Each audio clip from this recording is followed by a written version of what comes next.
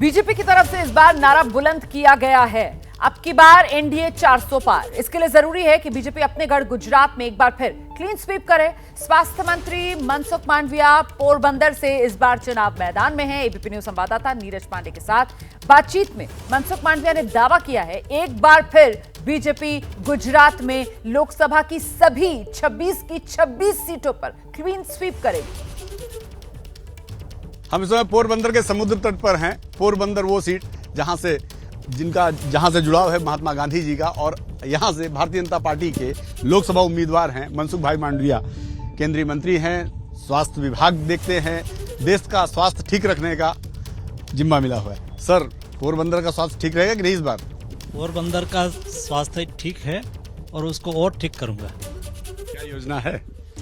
पोरबंदर समुद्र तट के साथ जुड़ा हुआ डिस्ट्रिक्ट है और एक क्षेत्र में डेवलपमेंट का भी बहुत पोटेंशियल है।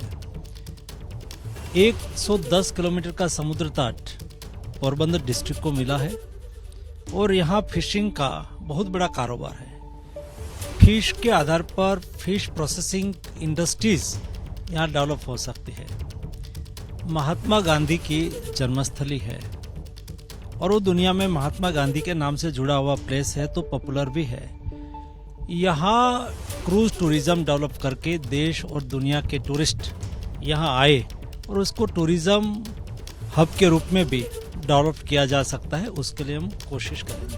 तो अभी विपक्ष से कोई चुनौती मिल रही है कि नहीं? देखो, 2014 में 26 में से 26 सीट आई थी, 2019 में भी 26 में से 26 सीट आई थी और इस बार भी 26 में से 26 सीट आएगी।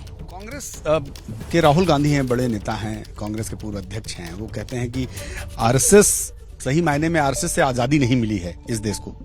राहुल गांधी क्या कहता है वो हमें कोई मायना नहीं रखता।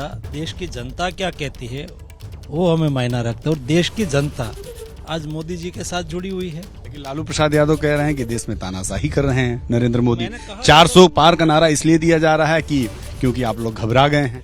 उसमें क्या है, ये सब पॉलिटिकल पार्टी जनता की आकांक्षाओं को पूरा करने के लिए फेल हो गई, तो वो उसको अपनी अस्तित्व की लड़ाई लड़ रहा है, इसलिए ऐसा तैसा बोलते रहते होंगे।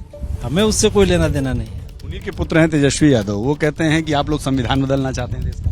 वो जो कहे उससे मैंने कहा कि हमें कोई लेना देना नहीं है। देश की जनता का विश्वास ही हमारे लिए सर्वोपरि है। ऐसा क्यों होता है कि कांग्रेस और विपक्ष के जो बड़े लीडर्स हैं वो बार बार नरेंद्र मोदी पर सीधे हमले, व्यक्तिगत हमले करते हैं? कभी कहते हैं 2 गुजराती आ गए, कभी कहेंगे देश को बेचने वाले आ गए, कभी कहते हैं कि इन्हें हमारी सरकार आएगी तो जेल भेज दिया जाएगा। ऐसा क्यों? यहीं पे मौत का सौदागर सोनिया गांधी ने कहा था। ये साल 2001 में जब मोदी जी गुजरात के मुख्यमंत्री बने, तब से उसको गालियां देना, उसके लिए अभद्र टिप्पणी करना, गाली गलौज करना, ये उसका कल्चर है। हम उसमें क्या बोल सकते हैं? देखो, मोदी जी ने कभी उनकी ये भाषा में जवाब दिया? कभी नहीं दिया, वो कभी नहीं देंगे। वो बात करते हैं जनता को कनेक्ट होने की, जनता के लिए जो योजना बनाई है उसकी बात करेंगे। तो भाई, हम लोगों ने देखा कि गुजरात में 2022 का जो विधानसभा चुनाव हुआ, उस चुनाव में आम आदमी पार्टी बड़ी सक्रिय पार्टी के रूप में गुजरात में दाखिल हुई। आप चूंकि भावनगर से ताल्लुक रखते हैं, भावनगर में भी हमने देखा कि भावनगर क्षेत्र में कई रैलियां, बड़ी रैलियां अरविंद केजरीवाल और उनकी पार्टी के नेताओं ने किया। लेकिन लोकसभा चुनाव में अचानक आम आदमी पार्टी गुजरात में दिखाई नहीं पड़ रही है। ये तो देश में कोई जगह पे नहीं दिखाई देगी, ये मान के चलो। इसे फंडा लेके आने वाले लोग नहीं चलते हैं।